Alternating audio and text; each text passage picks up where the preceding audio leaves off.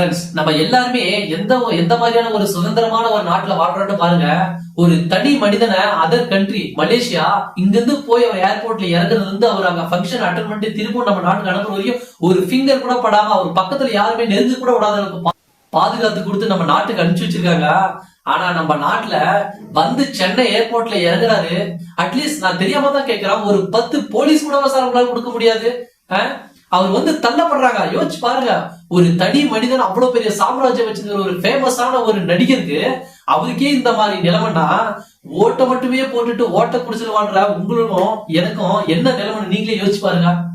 இனிமேலாச்சும் வர நம்ம தலைமுறையாவது ஒரு நல்ல ஜனநாயக கட்சி வேணும், நம்ம போடுற ஓட்டுக்கு மதிப்பும் மரியாதையும் வரணும்னுட்டு எல்லாரும் கேட்கிற மக்களே, உங்கள் கையில் சர்க்கார் தேர்ந்தெடுக்கிற உதவி உங்க கையில் தான் இருக்கு. அது எந்த மாதிரி சர்க்கார்ட்டு உங்களுக்கே தெரியும். அந்த மனுஷனை என்னென்ன பண்ண முடியுமோ அத்தனையும் பண்ணிட்டாங்க. ஒவ்வொரு ரசிகர்களும் சரி, தொண்டர்களும் சரி, அவருக்கு ஹெல்ப் பண்ணணும்னா நீங்க எந்த இதுல பண்ணணும் தெரியுமா? 2026ல சர்க்கார்னா